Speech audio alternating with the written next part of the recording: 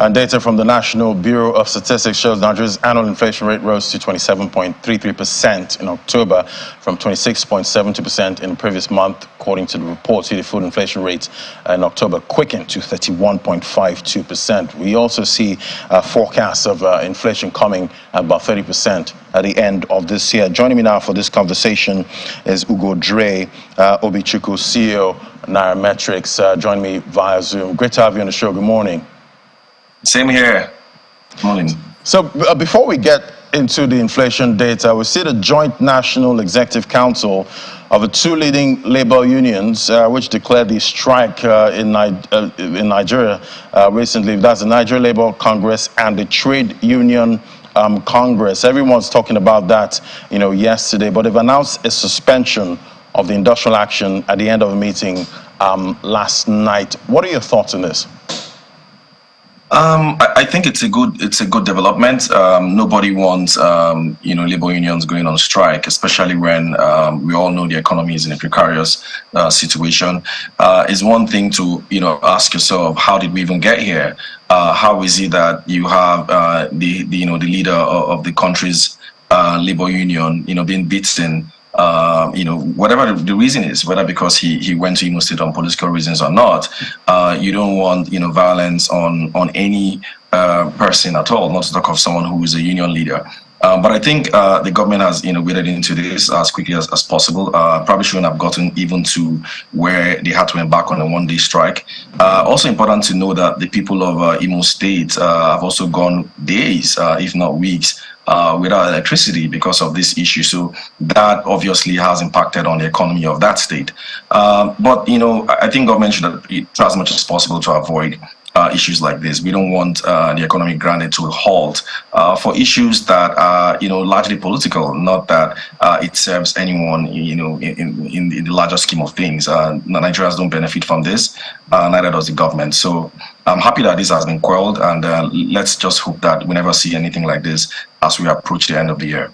Yeah, hopefully, because the strike culture quite apparent right here in Nigeria. But let's get into the data now. We've seen the US CPI slowed for October. In the UK, the same thing. We see a drop in inflation numbers. Then our neighbor right here, we see Ghana's inflation rate also dropped to about 35.2% in October, lowest in 14 months. Looking at the inflation numbers for Nigeria, why is ours going against the global trend right now? It's a very good question, but there are different countries and different complexity and different issues. For Nigeria, if you ask, the average Nigerian, they would even doubt the current inflation numbers. For a lot of people, their personal inflation, it's actually a lot higher. But this is CPI, so the methodology is obviously different. Nigeria is still going through different cycles of reforms, and so for that reason, you would continue to see inflation sticky over the next few months. At 27.33%, that of course reflects some of the things that we've seen happen in the last few months. You've seen fuel subsidy go off, you've seen exchange rate continue to depreciate, and these are all pass-through items that often impact inflation rate. And so that is why it's likely going to remain sticky, like we've always said. But let's also remember that we also are experiencing some reduction month on month, excuse me, from 2.89% in July, and it rose to 3.18% in August. It has, however, dropped to 2.1% in September, and now 1.73% in October. That is month-on-month inflation. So on a month-on-month basis, we are seeing inflation rate sort of taper down, but on an annual basis, it's still rising. There is prediction or suggestion or forecast that we could hit 30% by the end of the year before things start to turn around. But Nigeria's situation is obviously different from Ghana. Ghana has gone through cycles of galloping inflation, hit their peak, and now they seem to be tapering down. That could also be due to base effects, and not like there's anything major that has happened in Ghana. Nigeria would also experience its own base effects at some point. But for now, I don't think that we've plateaued yet. Very likely to see a lot more higher inflation as we approach the end of the year. Now, we know the CBN did say yesterday that they are happy with the slowing rates there month on month, for the inflation data for October. But would you say somehow there's some kind of light at the end of the tunnel, looking at inflation at this point? I don't think there's light at the end of the tunnel yet. If you ask me, there's still a number of things that haven't come up yet. A lot of people are yet to reflect their prices. The exchange rate depreciation that we've seen between August, September, and October hasn't yet reflected on new inventories that will be coming in as we approach the Christmas season.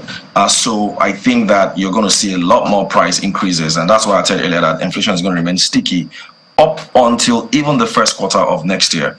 Let's remember as well that they are yet to increase electricity prices, so that is also still being held down. And so long as that is held down, you're not actually seeing the true cost of doing business in Nigeria from an inflation perspective. So there's still a lot of headwinds down the line. Nobody still knows what is going to happen to crude oil prices as we move on. There are predictions that we could go past $100. Some people suggest that it could actually go lower as the global economy also starts to shake. But with the Israeli-Hamas war or Palestinian war, there is also fear that crude oil prices could go up as well. So if they do go up and exchange rate will continue to face exchange rate pressures, then it's difficult to think that there's light at the end of the tunnel, because fuel subsidy has been removed, and so that pass-through cost is going to come down to Nigerians. And when they come down to Nigerians, it immediately reflects on food prices, which, like you mentioned earlier, was above 30%. So I do not see an immediate, I don't see light at the end of the tunnel just yet, except for perhaps base effects. There's still a lot of things that the government needs to do to ensure that we don't go past 30%. Inflation rate at the turn of the year. It's very likely that we hit 30%, but staying above 30% is now left to the government. Yeah, quite interesting. Can't wait to start reporting a slowing in our inflation rate, going forward. But yesterday, the former governor of the Central Bank of Nigeria, Mohammed Sanusi II, he said the CBN's lending to the federal government under the administration of former President Muhammadu Buhari through Ways and Means triggered inflationary pressure in Nigeria and weakened the value of the naira. Let me have your thoughts on this. And how do you tackle this kind of inflation, really? It's very much correct. I mean, let's recall that before we started seeing the central bank extend what would have been short-term loans to the government, money supply was nowhere close to 20 trillion. Today, money supply is 66 or so trillion, and likely to be even more by the time the central bank releases the latest money supply data.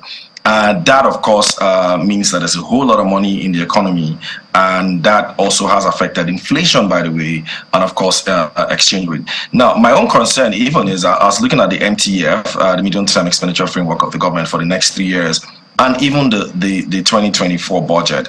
You still see elements of the same kind of economic policies that the Buhari administration had in the current administration. So they have gone for a wide fiscal deficit budget, and also they've also gone for revenue targets that you would look at, if you look at it in the sense of being a bit unrealistic.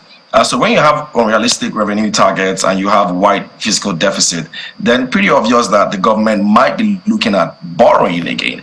And we do know that it's pretty difficult tapping into the foreign debt market. You can keep tapping into the local debt market, which they've been doing, but for the size of revenue gap that they could face in 2024, they are likely going to go back to Ways and Means. It might not be at the level that we saw during the Buhari administration, but very likely that they could still tap into the Ways and Means. So that is a bit of a concern to me. And if you also look at that medium-term expenditure framework as well, they also did estimate or forecast that money supply will go past 70 trillion, almost 80 trillion over the next 3 years. And so those are things that you look at and you ask yourself, where exactly is the silver lining? How are they going to contain inflation when spending is going to keep going, at least at the federal level. There is argument that Nigeria's federal budget is not that huge compared to GDP, and of course, when you compare it to other countries, and so the government does need to spend more. But you have to sort of situate it to Nigerian context. And right now, you're trying to address inflation and weakening exchange rate. You don't address that by continuing with the sort of wide fiscal deficit budgets that the government is currently embarking on. So that's a concern for me. In terms of the CBN and what it might do, there's really not that much. Inflation has always been driven by structural issues in Nigeria. It's always been, supply side issues. You talked about the US, you talked about Ghana, you talked about Europe. For a lot of these countries, it's always been demand related issues, and so monetary policy does work. So in Nigeria, it will work to an extent. I'm not saying that the central bank can't do anything. They still need to, you likely see MPR likely go up again. They need to also increase the interest rates so that that could also reduce the amount of naira that is chasing dollars. But beyond that, the government needs to sort out a number of things. We still have, energy crisis, if I can put it that way. Nigerians are still battling with, rising fuel prices, and so the government's plan to perhaps move into CNG as a way of powering transportation, they need to fast track that because so long as fuel prices continue to go up, people are going to find ways to push that cost to Nigerians, and that also adds to inflation.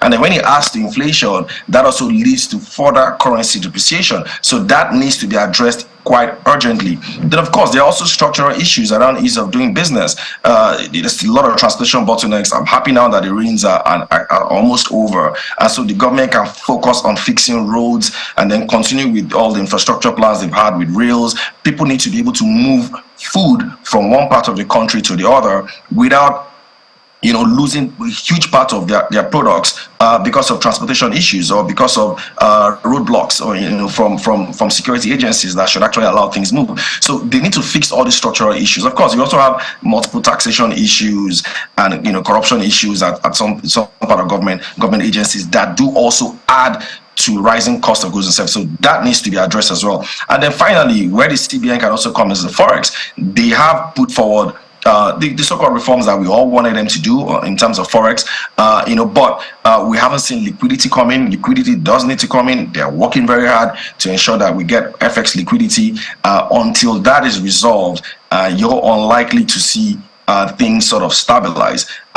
If you get FX stability, where the exchange rate at the official market is sort of stable, not the kind of yo-yo that we're seeing at the moment, and then you get the black market rate also stable.